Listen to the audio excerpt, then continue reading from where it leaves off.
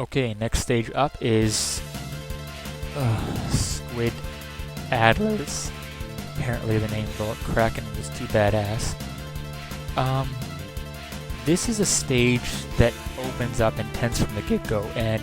this section here is something that a lot of people are going to cite when they talk about X5's problems, because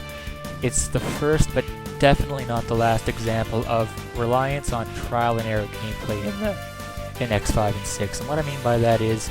there's really only one pre-laid path to get through that maze, and it's not something that reaction time is really going to do a lot of good for on your first run through it. You basically have to kill yourself and memorize the pattern that you're supposed to take, which, you know, was fine for the NES Mega Mans, but in this day and age, it's kind of lost its charm. But that section's actually kind of a godsend for me because it's miles easier than the one from X4, and obviously enough I avoid those blue orbs so I can cut down on the animation time a little, but unfortunately enough that doesn't stop Alia from thinking that X is a godforsaken retard and speaking to us unskippably every 5 steps. This is the first stage that really demonstrates what I was talking about on this game being more of a platformer than it is an action game.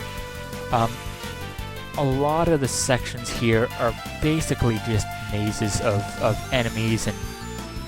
obstacles and those little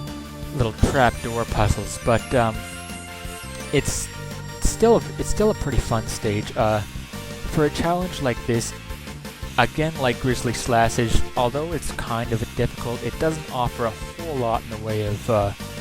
you know, deviations from the norm. This one took quite a bit of time to pull off because you notice with those spark enemies there, quite a few specific dashes were necessary to speed things up, but you know, almost the entire stage consists of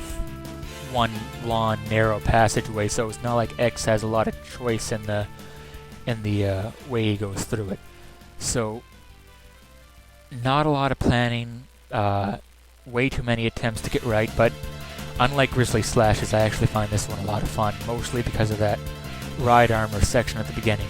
And you won't notice it here, but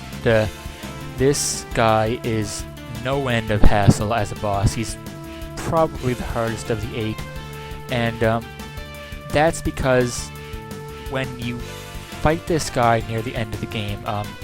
on extreme, well, even on normal difficulty, they give them about, Christ, near 60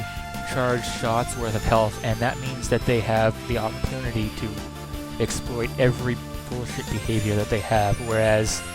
in a normal fight like this, part of X5 and X6's failing with bosses is apparent in that they die way too quickly. Even the ones like Infinity Medunion, where it's a serious nightmare to get through without damage, but actually surviving the fights, it's almost no trouble at all because all the tricks they give the bosses just fall short, as it only takes you about 25 seconds to actually kill them. But that's going to wrap up the first round of updates here. Next stage up is Izzy Glows, which is what we just went through on steroids, so look forward to that one. If you've enjoyed it so far, it'll be coming shortly.